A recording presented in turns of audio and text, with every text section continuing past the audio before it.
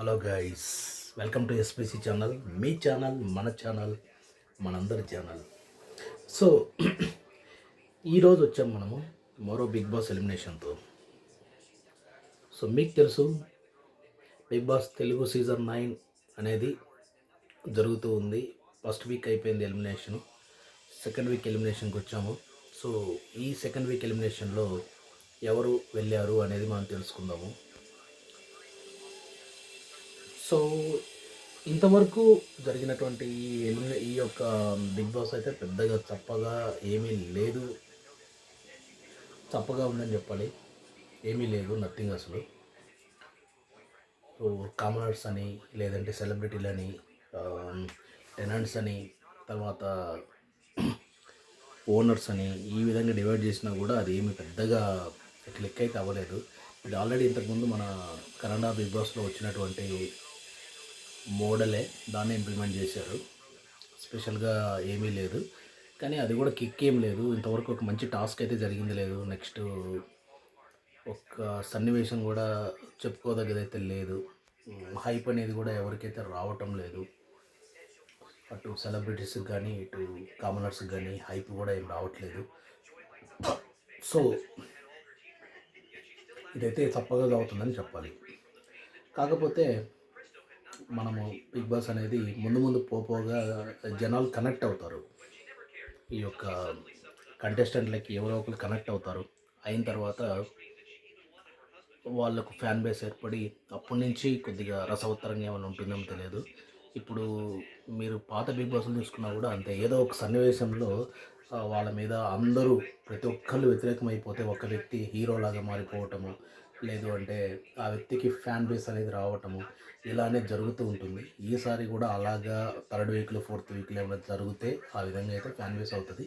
లేదు అంటే అయినా మళ్ళీ వీళ్ళు బిగ్ బాస్ టీం వాళ్ళు ఏం చేస్తారంటే వైల్డ్ కంట్రీ ఎంట్రీ, ఎంట్రీ అని చెప్పేసి దాన్ని లేపడానికి, పైకి లేపడానికి ఎవరో ఒకరిని లోపలికి తోసేసి దానివల్ల కంటెంట్ అనేది జనరేట్ చేయాలని చూస్తారు. పోయినసారి అలాగే చేశారు, ఈసారి కూడా అలాగే చేస్తారు గ్యారంటీగా. ఎందుకంటే ఇది అసలు పసలేని బిగ్ బాస్, ఇది చేస్తారు ఖచ్చితంగా. సో దానికోసం మనం వెయిట్ చేద్దాము. ఇప్పుడైతే టెనెంట్స్ అని, లేదంటే హౌస్ ఓనర్స్ అని, ఫ్లిప్ అని, ఫ్లాప్ అని రకరకాల ఇవి జరుగుతున్నాయి. సో దీనివల్ల అయితే అసలు కంటెంట్ ఏం లేదు, నథింగ్. అదేదో వంటలు వండుకోవటము, అది ఇది ఇవే ఉన్నాయి అక్కడ. ఒకటి కూడా ప్రాపర్గా లేదు. తర్వాత హరీష్ అనే అతను నేను వెళ్ళిపోతాను, నా హెల్త్ బాగాలేదు, లేకపోతే ఇంట్లో ప్రాబ్లమ్స్ ఉన్నాయని చెప్పాడంట. సో అతనికి అయితే వాళ్ళ ఇంట్లో చెక్ చేసి అలాంటిది ఏం లేదు, మేమైతే ఓకే, ఆయన బాగా ఆడమని చెప్పండి అని ఒక మెసేజ్ కన్వే చేశారు. అది నాగార్జున గారు హరీష్కి కన్వే చేశారు. ఆ తర్వాత అతను ఆట తీరు మెరుగుపడుతుందేమో చూడాలి. ఇంకా చెప్పాలంటే ఇమాన్యుయల్ బాగా ఆడుతున్నట్టుగా అనిపిస్తుంది. అంటే కొంచెం జస్టిఫైడ్గా ఏదన్నా సన్నివేశాల దగ్గర జస్టిఫై చేయటము, ఇది తప్పు ఇది రైట్ అని చెప్పడం, అతను అప్పుడు బాగానే ఆడుతున్నట్టుగా నాకైతే అనిపిస్తుంది. తర్వాత భరణి కూడా బాగా ఆడుతున్నట్టుగానే అనిపిస్తుంది. సుమన్ శెట్టి రెగ్యులర్ కస్టమర్ అది కామెడీ కేటగిరీలో వచ్చాడు, కానీ కామెడీ అయితే ఏం చేయట్లేదు ఆయన పెద్దగా. మేబీ ఏజ్ ఫ్యాక్టర్ అనుకుంటా, చేయలేకపోతున్నాడు.